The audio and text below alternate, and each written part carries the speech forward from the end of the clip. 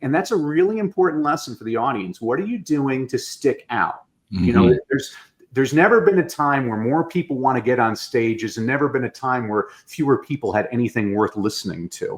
And so this is what I'm trying to help people with, is how can we create a message that's going to actually serve? I mean, because this is the most important thing, is when you're speaking on stage, whether people decide to take the next step with you or not, you have a responsibility to help those people. They gave you their time. Welcome to Be Bold Branding, where we discuss the power of differentiating yourself through your own unique story and standout personal brand.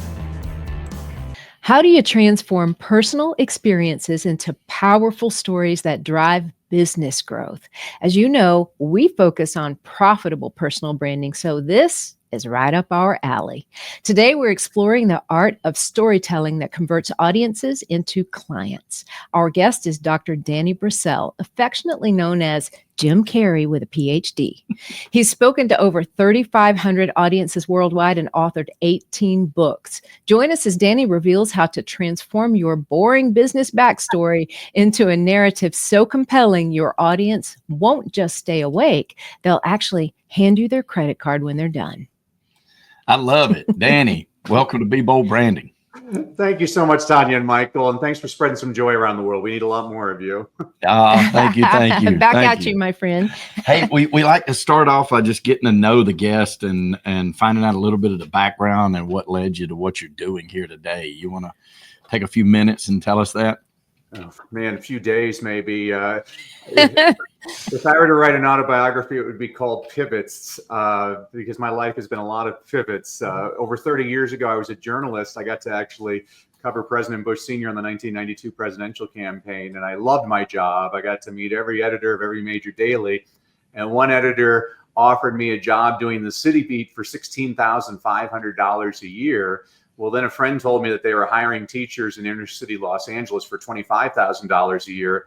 So I became an educator for the noblest of reasons, for the high pay. And it turned out I loved teaching in the inner city, loved all my students. I taught all age levels, from preschoolers all the way up to rocket scientists, everything in between. And then in 2005, my wife and I attended a real estate seminar, which turned out to be a scam, and we lost everything overnight. And I could sit here and tell you the woe is me and focus on all the negatives, but I'm a positive person. First of all, my wife is my soulmate. I put her through the ringer and she stood right by me. She's an incredible human being. Michael, you're a very lucky man yourself.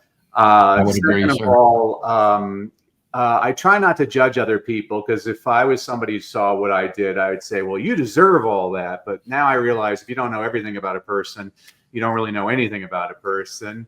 Third, I became a Christian, which I'm always embarrassed to admit, but the more I read the Bible, I'm not the first script to find Jesus.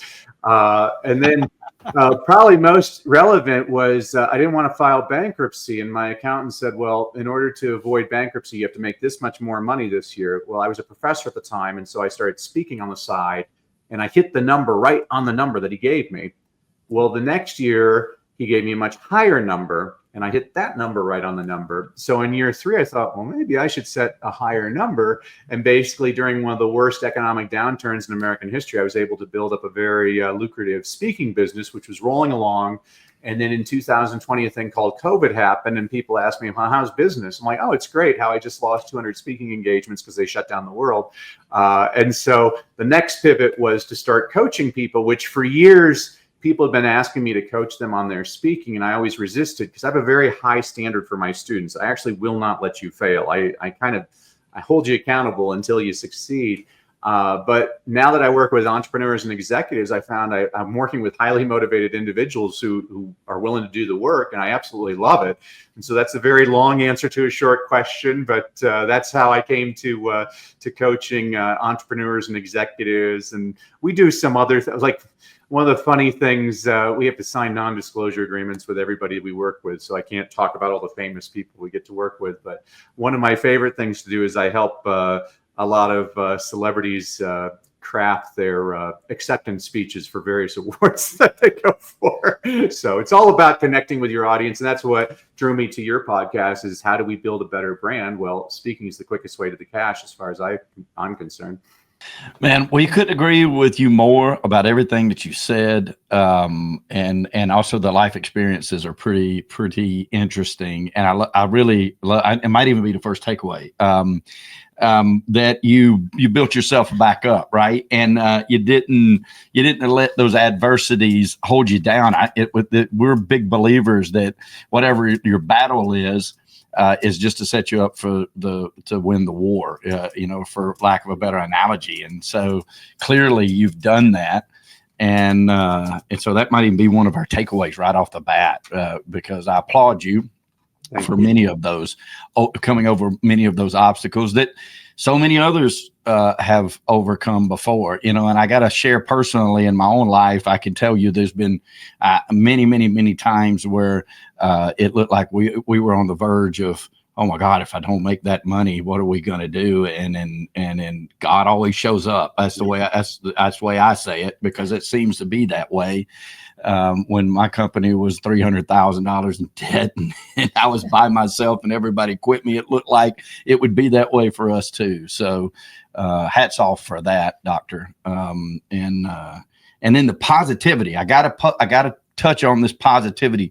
You seem like a very upbeat person and the eternal optimist. Would that be correct?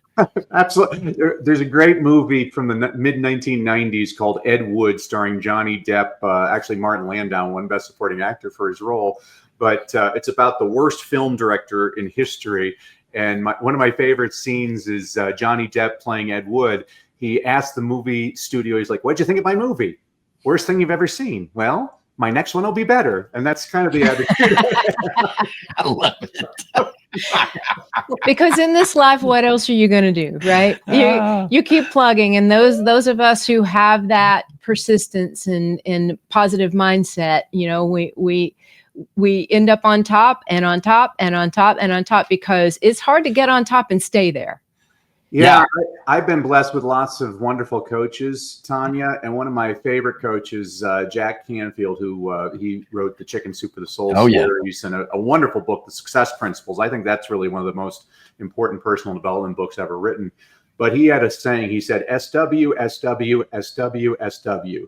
Some will, some won't. So what? Someone's waiting. And when you have that kind of attitude, especially if you're an entrepreneur, you get hit down, you get struck down 7 times, you get back up 8 times. Yep. Oh, I absolutely love it.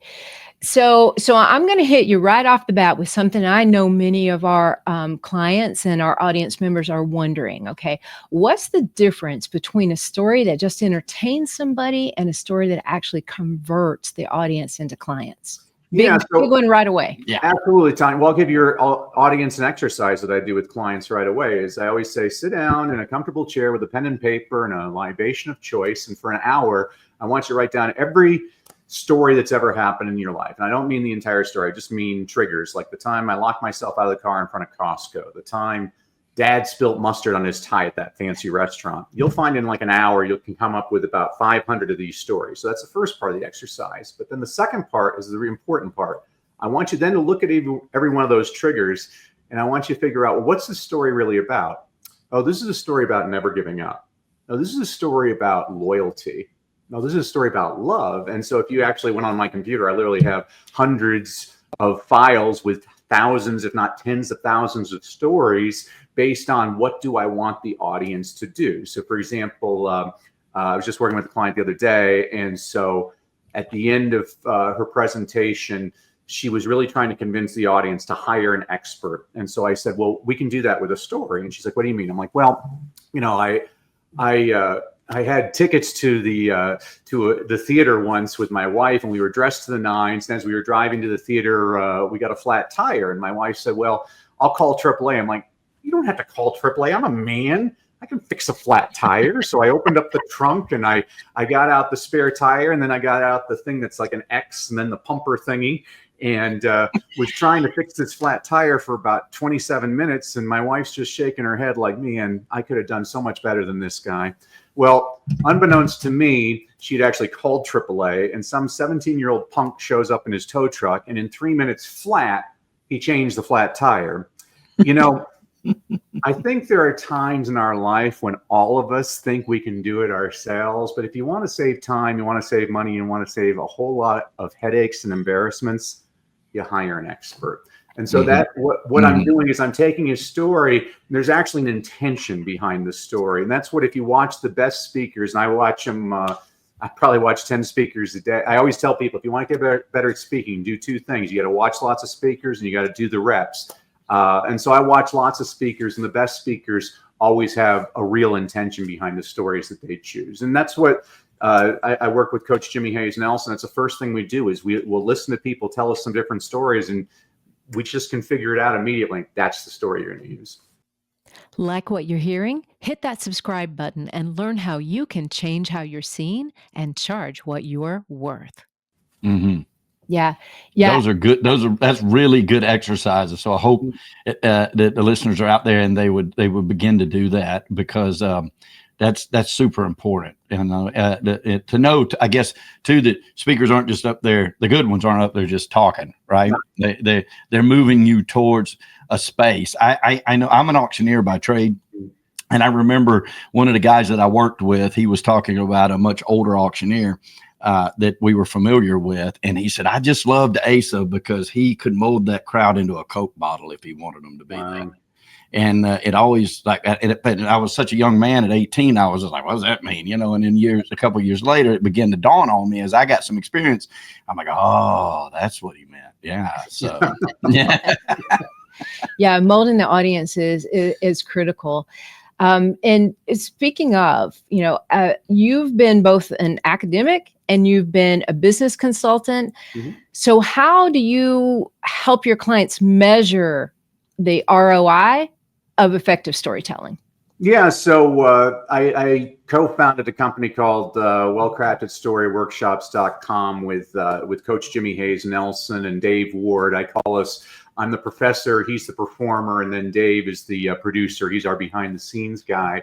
And we always tell clients, we only measure your success in one way and one way only. Is your audience choosing to take that next step with you? Now, you might have an unpaid offer as your next step, like subscribe to my podcast or book a complimentary free phone call. It could be a paid offer, like buy my product or invest in my coaching. But what we're looking at, hard numbers. I'll give you an example. We worked with a financial planner, Richard, a few months ago, and Richard's very successful. He started off his presentation like, I've been in the business for 30 years. I've made my clients over $1 billion. I've worked with this famous person and this famous person. I said, time out, Richard. What are the three most important elements of real estate? Location, location, location. It's all right to brag, but you're doing it in the wrong part of your presentation. And so what we did is we changed his opening. And so now he talks about the very first client he booked 30 years ago, which is basically a comedy of errors. I can't believe this guy actually invested money with Richard. And this was the interesting thing is Richard, the way he gets clients is about once or twice a week. He has these dinners at fancy steak restaurants for about 15 couples in their 50s that are considering where they should put their retirement money. And he made an observation. A couple of weeks later, he called me. He's like, Danny, this is fascinating because usually when we have these couples, the guy usually has his arms crossed, like, what's this guy trying to sell me? He said, now that I've changed the story, that same guy is tapping his knee because he's laughing so hard. And he said he went from, on average, he used to get about 6 out of the 15 couples to book an exploratory call with him, to now he's averaging 12 of the 15 couples. And so that's how we're actually measuring your effectiveness. The biggest mistake that I see that most people make in their presentations is they give multiple offers.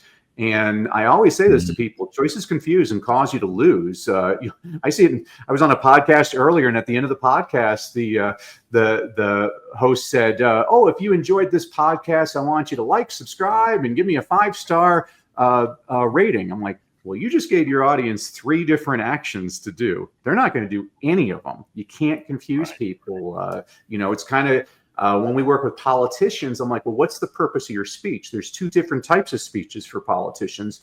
One is to get fundraising, and another one is to get your vote. Those are 2 very different asks, and you need to understand. This is ground zero when we're crafting a presentation. Is who is your audience, and what is the problem that you're solving. If you can answer those two questions, you're going to do all right. If not, you're in trouble. I like that a lot. Now, say that line again. It was fast, about the confuse to lose. What was that line again? Choices confuse and cause you to lose. You have to bear with me. I used to teach kindergarten. Everything has to rhyme or be alliterative. And some. Hey, we love it. You're talking to the right people. We're alliteration guys. There we go. We love it. We love it. Love the poetry too. It's always Sure. like you said. I mean, it's so memorable, and that's the key. Isn't that a key? Right? They've got to remember. Your audience has got to take something from that that's going to stick with them. Well, this is the whole purpose of stories. People remember stories. I mean, of all people, it was Stalin who said 1 million dead is a statistic. 1 dead is a tragedy. It's the story. What's the story that you're telling people? And I mean, I always joke, with motivational speakers. I'm like, I've never met a motivational speaker that grew up middle class. They all grew up in poverty under a bridge, and it's always the same story. It just cracks me up. But you have to show that even I actually already demonstrated that for you. I showed you the adversity I had to overcome. But there's intention there again. Sure. Brene Brown, she's a wonderful speaker, and Brene always talks about vulnerability, and I actually completely agree with her. The biggest mistake I see, besides people giving multiple offers, is that they brag about why they're the expert. I'm like, well, that's important that you're the expert, but it's even more important to connect with your audience, to show them that, I've been where you've been. And when you can connect with, look at,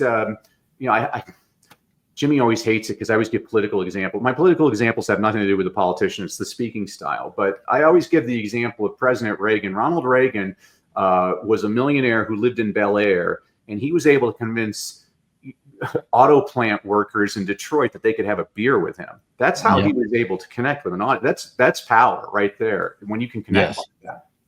Yes, and also a great storyteller, right? Could set a joke up as good as anybody, and all of his speeches had a joke. And some of them still stick out in my mind to this day, and I'll chuckle about them, because they were so good. I love that you made that point, Michael, because I see a lot of people. This is where it really differentiates Jimmy and me with a lot of these people that are training people to speak. I'm teaching you how to create, we call it a well-crafted story. Politicians call it their stump speech. You can call it peanut butter and jelly. This is a speech that you're going to deliver again and again to introduce yourself to new audiences. And I see a lot of people teaching you, talk about the most traumatic moment of your life. I'm like, I want you to have fun on stage. Most of the people I work with, they're not speakers. They're terrified of speaking, and they're uncomfortable to begin with. I'm like, I want you to have fun while you're up there. So there's 3 things that I know differentiate me. First of all, I'm sick of the sad stories. We just survived a global pandemic. Everybody's had some bad stuff happen to them. I don't think we need another sad story. I think we need more stories of hope. Second of all, this is a story you're going to deliver again and again. Do you really want to talk about a horrible moment in your life every single time you go on stage? I have no idea how people do that. And third, and this is where people get angry with me, I have one objective when I'm on stage. I want you to leave feeling better than when you came in. I want you laughing, smiling, happy. I think there's something admirable as that as my objective.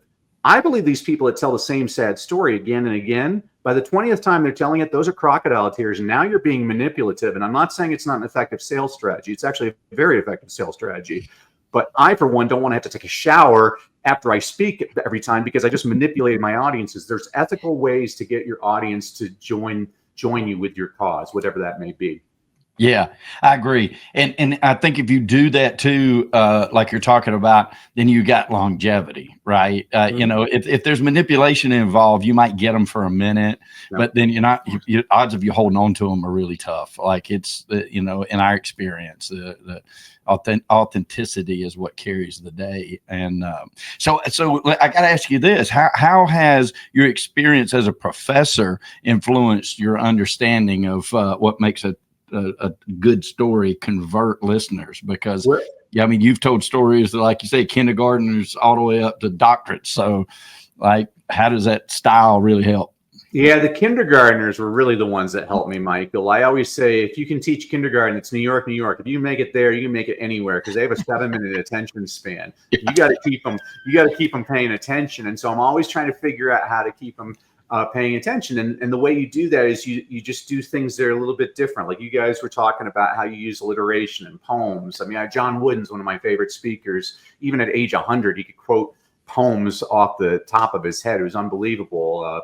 I watched Peter Vidmark and Mary Lou Retton were Olympic gold medalists in the gymnastics in '84. And I was at an event, and it was all these really famous athletes from all sports.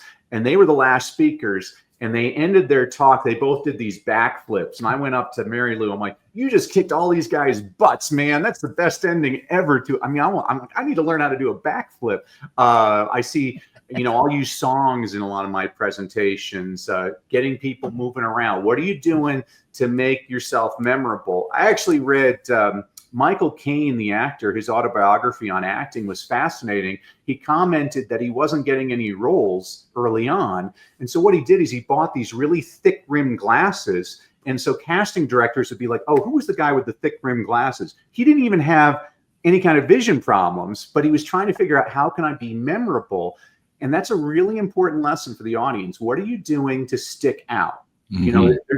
There's never been a time where more people want to get on stages, and never been a time where fewer people had anything worth listening to.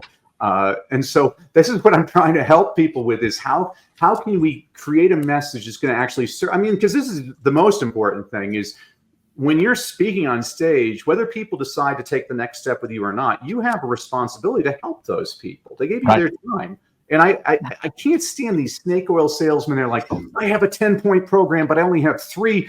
I only have enough time to share 3 with them today. Buy my program to get the other 7. I'm like, you know what? What a jerk. Just give it away. And it sounds very counterintuitive, but the more you serve, the more you're going to build. I mean, Russell Brunson, he's the founder of ClickFunnels. He has a quote that I love. He says, and this really talks to what you were saying, Michael, about authenticity. He says, it's never been tougher for marketers to get the first dollar out of potential clients. And it's never been easier to get the second dollar. And what he's talking about is, how do you build up that trust? Once people trust you, they'll go to the ends of the earth for you. Yeah.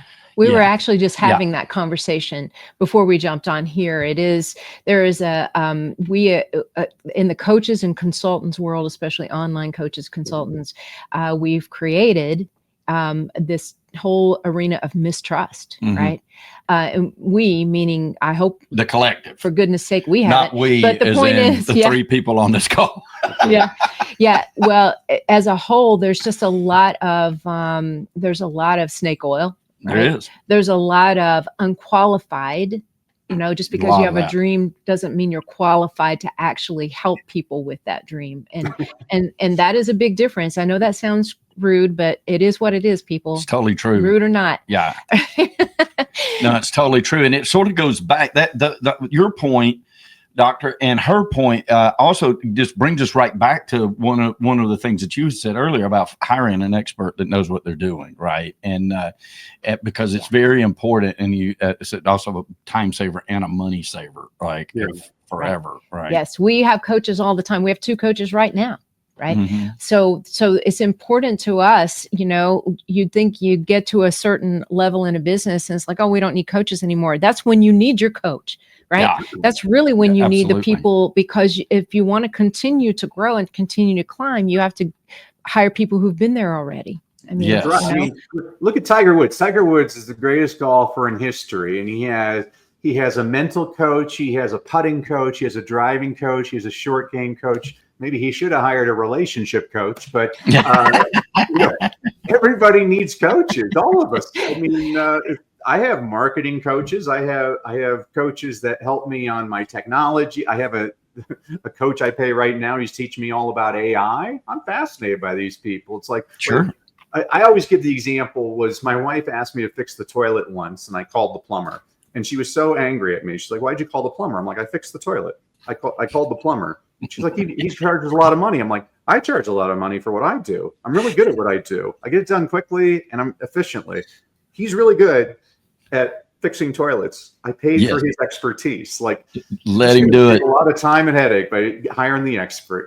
Amen. Yeah, amen. So you true. go do what you do and you let them do what they do. That's exactly right. Exactly. Well, the economy works. Danny, we could talk to you all day, but unfortunately we're running out of time here today. So I'd love to have you back again.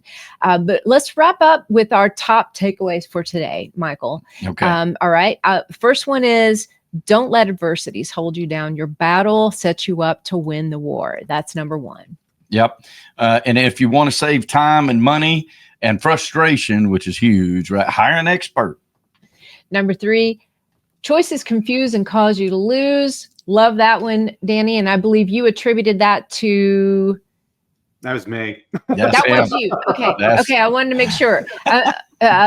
Perfect. Choices confuse and cause you to lose. That's great from people who love poetry and alliteration. Yep. And we'll throw in the fourth, be memorable. And I think that's very important. I think you hit on something very important right there.